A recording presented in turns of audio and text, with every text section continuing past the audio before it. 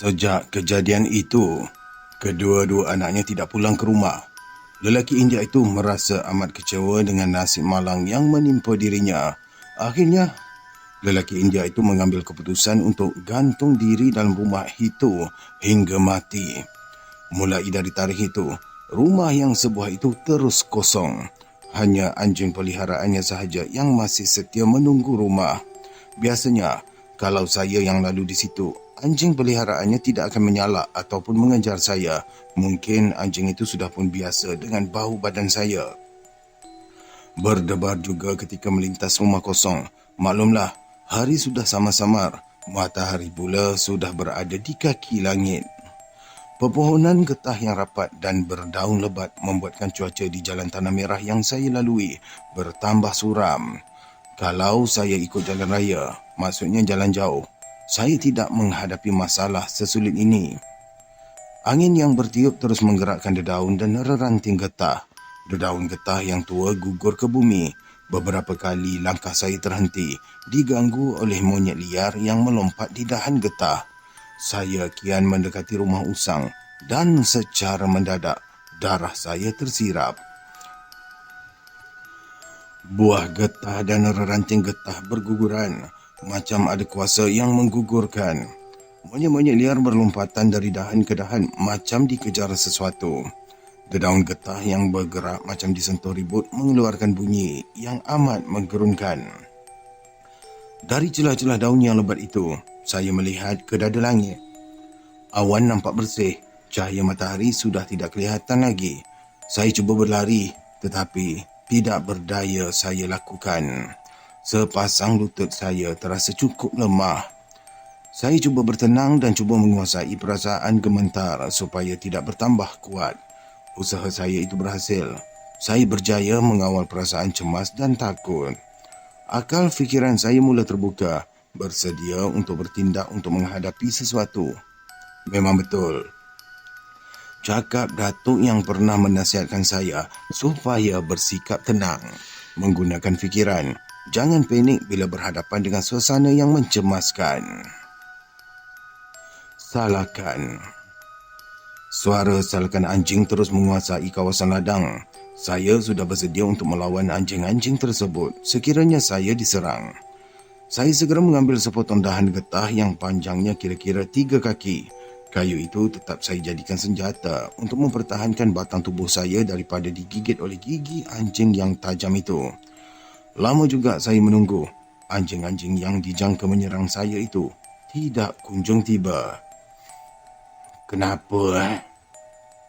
Mesti ada sesuatu ni, bentak batin saya. Seluruh pandangan saya tujukan ke arah pondok usang. Saya lihat 2 ekor anjing menyalak ke arah rumah usang. 2-3 ekor lagi mengelilingi rumah tersebut. Biasanya bila anjing menyalak, mesti ada sesuatu. Anjing takkan menyalak tanpa sebab. Siapakah yang berada di dalam rumah usang waktu senja macam ni? Timbul pertanyaan dalam diri saya. Rasa cemas kembali menguasai hati bila saya terdengar bunyi suara gagak atas bumbung rumah tersebut. Serentak dengan itu, saya terlihat pintu rumah usang yang tertutup rapat terbuka perlahan-lahan. Saya juga melihat cahaya lampu minyak tanah. Ada bayang-bayang manusia bergerak dalam rumah. Saya mula terhidu bau tembakau rokok. Bila saya amat-amati, ternyata bau tersebut datang dari arah rumah usang.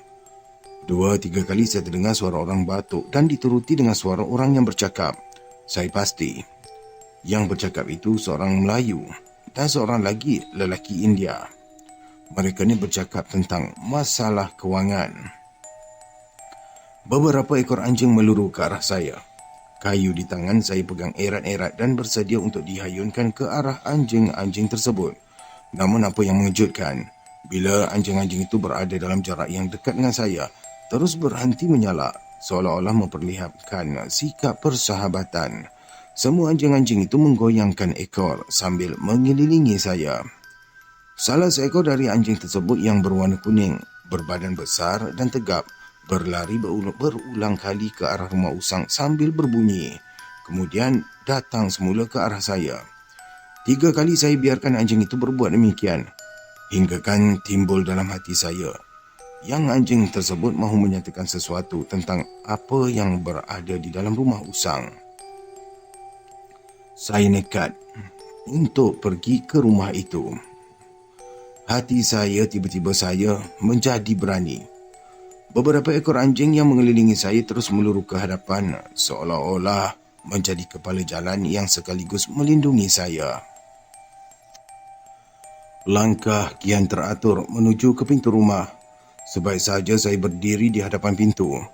Secara mendadak pintu rumah terbuka perlahan sambil mengeluarkan bunyi yang nyaring akibat engselnya sudah pun berkarat kerana dah lama tidak digunakan. Sarang laba-laba dan sawang yang bergantungan di muka pintu bergerak-gerak lembut dan akhirnya pecah akibat diterpa angin. Saya terpaku di muka pintu, tidak tahu apa yang harus saya lakukan. Cahaya lampu minyak tanah terus menerangi ruang depan rumah. Anjing-anjing yang mengiringi saya segera duduk di tanah sambil merendah-rendahkan muncungnya, macam mahu menyondol tanah. Anjing-anjing itu tidak menyalak lagi, tetapi bersuara mendayu-dayu. Beberapa minit kemudian, semua anjing-anjing itu melengking dengan suara yang tinggi dan melompat lalu lari ke arah kawasan pinggir ladang getah. Saya yakin semua anjing-anjing itu dipukul. Tekaan saya tidak salah bila melihat beberapa ekor badan anjing itu berdarah dan berlari terjengkit-jengkit. Tapi, siapa yang memukulnya? Siapa di dalam? Siapa di dalam? Jerit saya. Aku. Kenapa? Apa yang kau mahu? Saya gagal meneruskan kata-kata kerana terkejut menerima jawapan yang di luar jangkaan saya. Suara orang ketawa memanjang dalam rumah usang, jelas kedengaran. Keadaan cuaca terus beransur gelap dan saya berazam untuk menghadapi sebarang kemungkinan. Saya maju setapak, berdiri tidak jauh dari ambang pintu. Bila saya sudah melangkah setapak ke hadapan, artinya saya sanggup menerima sebarang risiko. Saya jenguk ke dalam rumah. Lampu minyak tanah terlekap di dinding. Sesekali terdengar suara orang berbisik. Ya Allah, saya separuh menjerit. Ranjan, iaitu pemilik rumah usang, berdiri di hadapan saya. Bagaimana orang yang sudah mati boleh hidup semula? Tanya hati kecil saya. Walaupun demikian, tubuh Ranjan yang terpacak di hadapan saya terus saya renungi. Saya lihat di batang lehernya terdapat kesan luka akibat dijerut dengan tali belati. Saya tidak mengizinkan sepasang mata saya merenung lehernya lama-lama. Suara raungan anjing-anjing terdengar sayup-sayup di hujung ladang getah. Entah kenapa, saya jadi berani secara tiba-tiba saja, bagaikan ada sesuatu kekuatan yang tersendiri datang dalam diri saya. Ranjan terus merenung saya sambil membuka mulutnya perlahan-lahan. Bila mulutnya sudah ternganga lebar, saya lihat lidah pucatnya bergerak-gerak dalam rongga mulut. Lidah itu kelihatan membesar dan menjulur sedikit demi sedikit hingga sampai ke paras dada. Lidah tersebut kelihatan terbuai-buai ke kiri dan ke kanan, macam daun pisang dara yang dirempuh angin. Serentak dengan itu, terdengar suara orang bersorak dengan gamat yang datangnya dari arah kiri dan kanan rumah. Suara tanpa manusia itu mendebarkan hati, bunyi dengung, lalat, langau, bagaikan mahu memecahkan kegendang telinga. Saya segera menekuk telinga dengan sepasang telapak tangan. Ranjan mengangkat kedua belah tangannya lalu menghalakan ke arah batang leher saya. Sampai di sini, keberanian tidak dapat saya pertahankan. Semuanya hancur berderai. Badan saya berpeluh dan menggigil. Segera saya pusingkan tubuh ke kanan sambil merendahkan badan. Tanpa membuang masa, saya terus melompat dalam jarak 2 kaki sebelum berdiri untuk membuka langkah lari 1000 langkah. Suara. Saya terus berlari. Suara cengkerik, suara katak dan bunyi burung tukang bagaikan mempersenda-sendakan langkah saya. Hati terus dibalut rasa cemas dan takut. Ai, nanti dulu, Tamar. Saya segera toleh ke kanan. Kali ini langkah saya benar-benar kaku. Amjal Kamal berdiri senang di bawah pohon cempedak. Sepasang matanya yang hampir tersembul merenung ke arah saya. Kulit dahinya terkoyak hinggakan menampakkan kedua belah tulang keningnya. Darah merah segar mengalir di kedua belah pipinya. Daging pipi sebelah kirinya pula terkeluar, bergantungan macam daging lembu yang digantung di pasar untuk dijual. Tulang dagunya terkopak macam dihentak ataupun terhempas pada benda yang keras. Telinga kirinya pula terkoyak dan bibir bawahnya pecah. Hidungnya tiada dan kulit di batang lehernya terkopak. Urat dan tulang leher jelas kelihatan. Buah halkumnya pula bergerak lemah, bercampur dengan darah. Baju yang dipakainya semuanya koyak rabak, begitu juga dengan seluarnya. Saya tak tahu apa yang wajar saya lakukan. Apakah saya perlu memberikan pertolongan kepadanya? Jangan dicari penyakit. Cara yang paling baik adalah selamatkan diri dan tinggalkan dia sendirian di situ. Sebelum saya memulakan langkah, lagi sekali wajah Amjal Kamal yang aneh itu saya tatap. Sepasang matanya yang tersembul tetap merenung sayu ke arah saya, seolah-olah minta pertolongan dan simpati. Renungannya begitu sayu dan bersahaja-sahaja.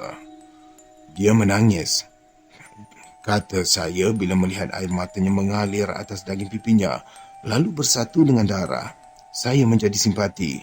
Rasanya tidak sampai hati membiarkan dia sendirian.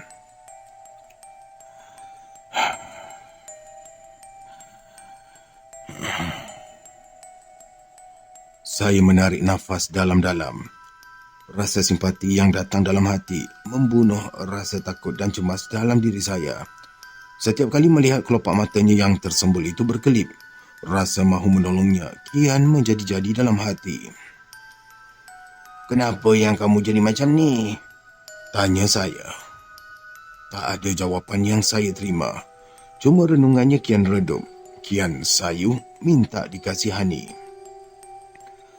"Kenapa yang kamu lari waktu orang ajak kamu pergi ke masjid?" soal saya. Macam tadi juga, jawapannya tidak saya perolehi.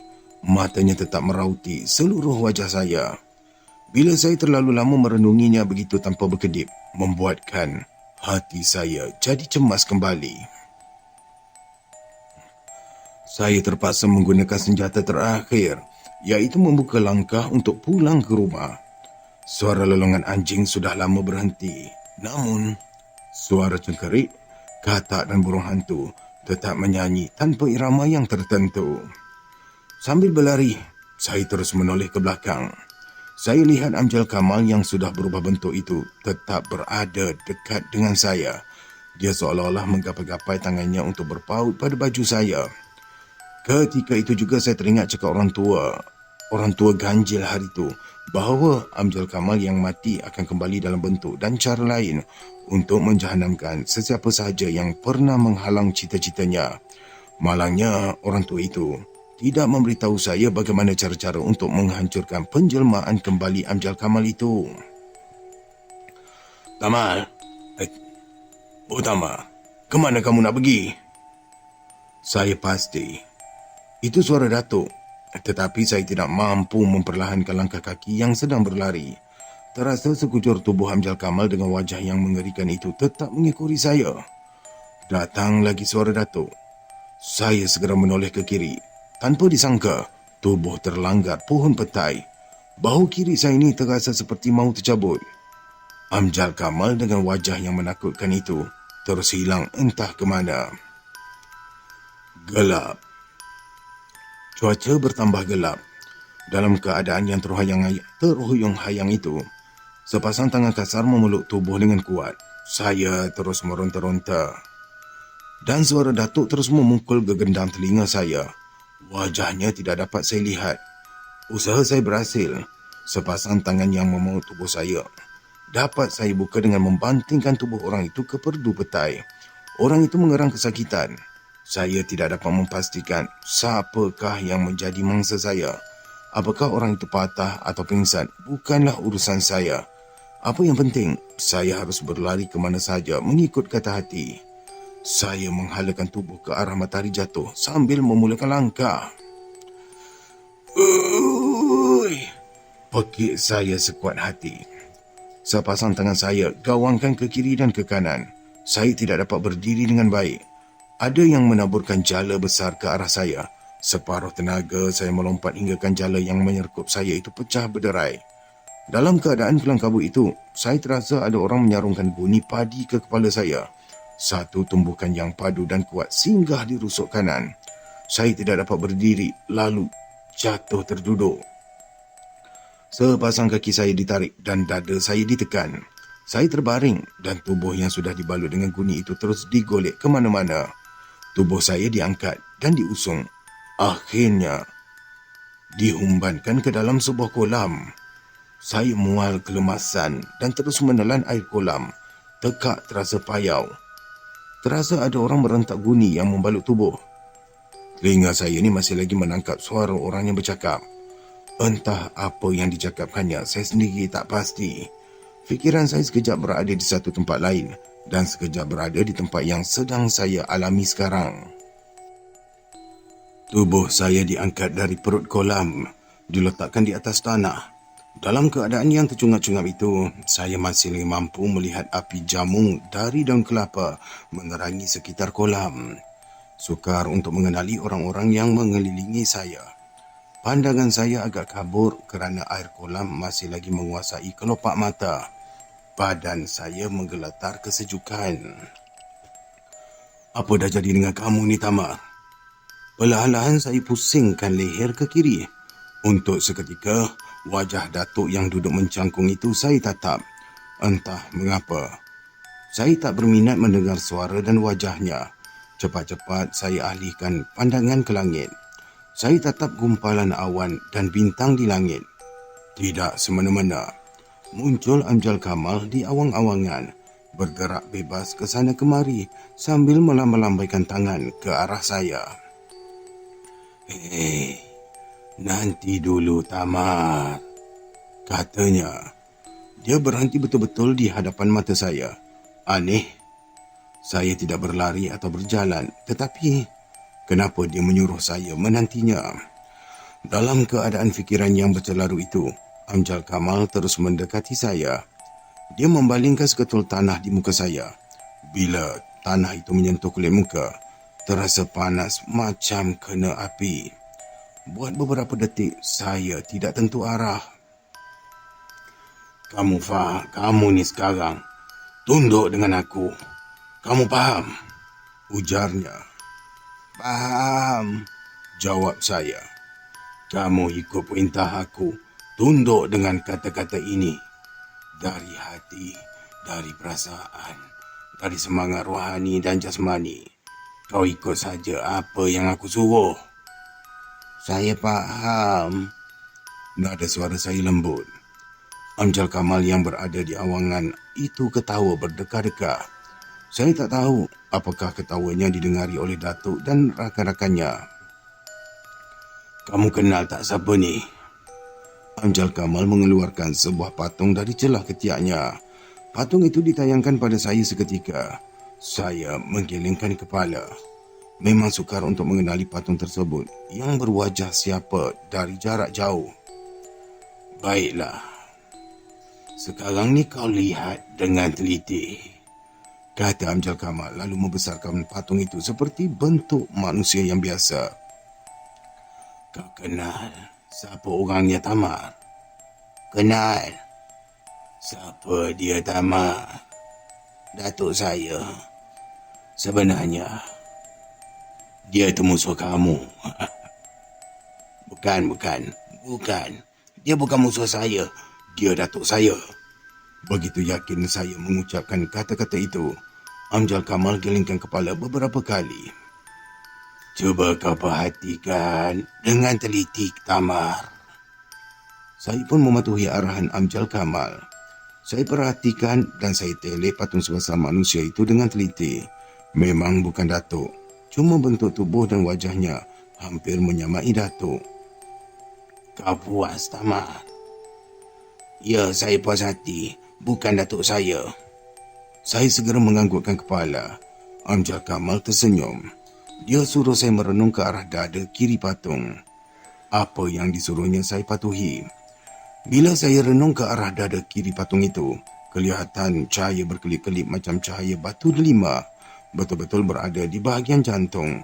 Makin lama direnung, mata menjadi silau dan kepala terasa pening. Timbul keinginan dalam diri saya untuk memiliki benda yang memancar seperti batu delima itu. Tamar, dengar sini. Ini perintah. Dari hati, dari perasaan, dari semangat rohani dan jasmani. Kau ikut apa yang aku suruh, Tamar. Terdengar suara Amjad Kamal bergema dari setiap sudut. Wajahnya tidak dapat saya lihat. Suara Amjad Kamal makin lama, makin kuat dan nyaring. Saya kira kalau tidak dijawab, suara itu tidak akan berhenti. Lalu saya pun membuatlah keputusan. Ya, aku patuh pada perintah kamu. Bagus, bagus. Kau ni pengikut yang setia. Apa perintah kau untuk aku? Kamu mesti menikam ke arah dada orang yang bercahaya tu. Mau tikam dengan apa? Dengan pisau. Dengan pisau? Perintah bodoh. Mana ada pisau pada aku? Ada. Kau raba bawah ketiak kamu tu. Raba. Perintah itu saya turuti. Memang benar. Sebilah pisau pendek saya temui di bawah ketiak sebelah kanan. Hulu pisau saya pegang erat-erat. Suara gaib terus bergema memerintahkan saya menikam ke arah benda yang bercahaya. Saya tidak ada pilihan lain. Dengan sepenuh tenaga, saya balingkan pisau ke arah benda yang berkelip itu. Tepat pada sasarannya. Terdengar jeritan dan benda yang berkilat itu hancur berkecai. Badan patung berkecai dan berterbangan. Melihatkan kejadian yang tidak pernah diduga, saya terkejut. Seluruh badan saya menggeletar. Badan saya terasa kecil dan mula terpisah dari keadaan yang saya alami. Telinga saya mula mendengar suara orang bercakap. Di antara sedar dengan tidak, saya cuba menggerakkan kepala ke kiri dan ke kanan. Tidak mahu memandang ke langit lagi. Curahkan air ke mukanya. Dia ni masih lagi berkhayal. Saya mendengar suara datuk. Belum pun sempat saya mengeluh atau bersuara, satu baldi air tercurah ke muka. Saya seperti terpinga-pinga melihat jamung yang marak menyala. Saya ditempatkan atas pengusung yang dibuat dari buluh. Kedua belah tangan dan kaki saya diikat dengan rotan. Saya lihat Mak Daud dan Azizi Jabar masih lagi berdiri di tepi kolam ikan milik Haji Sulong. Kedua-duanya membibit baldi kosong. Dan salah satu dari baldi itulah yang digunakan untuk mencurahkan air dari kolam ikan ke muka saya. Macam mana yang saya boleh berada kat sini? Tanya saya pada Uda Lamat yang berdiri dekat pengusung. Orang tua itu tersenyum. Saya cuba menggerakkan jejari tangan dan kaki yang terasa kaku dan kebas. Kamu tu lari satu ladang ni sambil bertempik macam gajah hilang anak. Ujar Uda Lamat, disambut dengan ketawa oleh beberapa orang yang berada di situ. Nak tangkap kamu terpaksa pakai jala, tahu tak? Jelas Mak Daud yang tiba-tiba berdiri dekat dengan Uda Lamat. Kemudian dihumban ke dalam kolam ikan.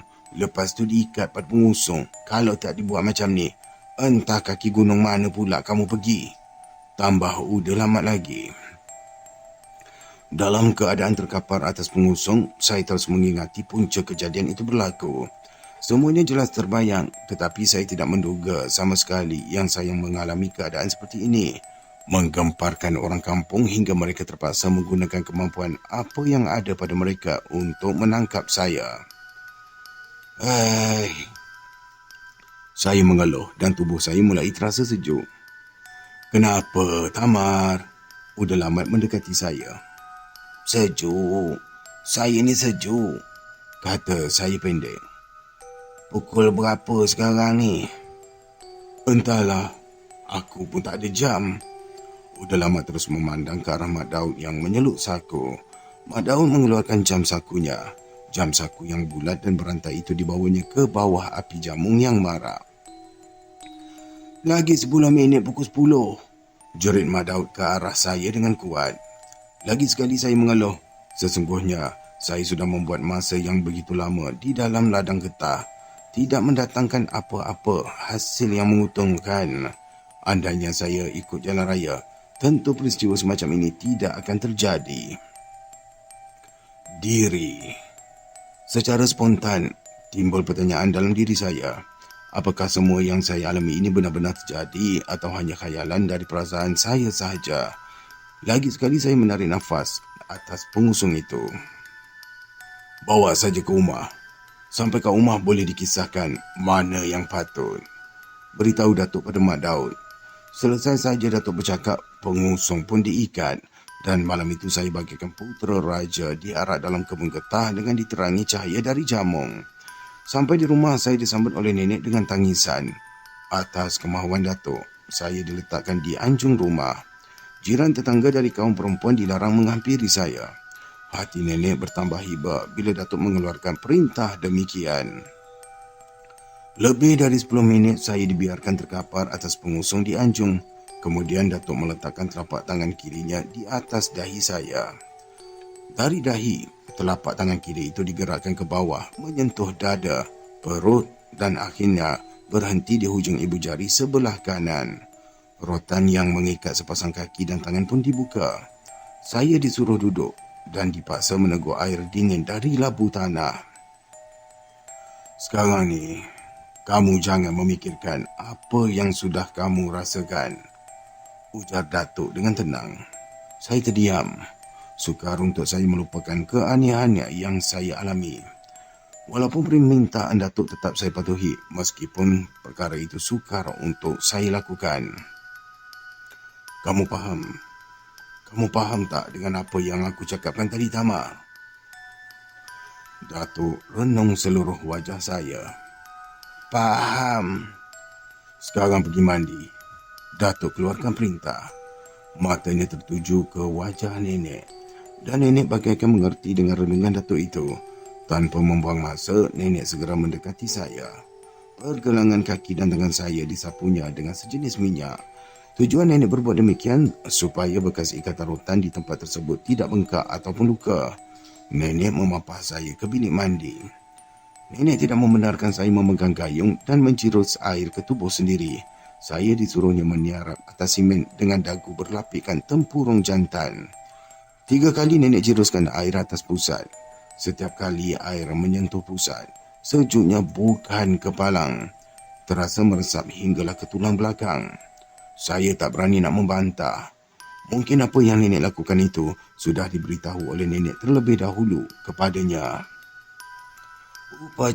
Upacara mandi malam itu diakhiri dengan mandi air daun pandan yang sudah direbus. Dijerus mulai bahu sebelah kanan, membawa ke kiri. Air itu tidak boleh menjamah kulit telapak kaki. Setelah itu, tubuh saya dibalut dengan kain pelekat. Saya dibawa ke anjung kembali. Kawan-kawan Datuk yang membantunya menangkap saya di ladang getah sudah pulang, kecualilah Uda Lamat.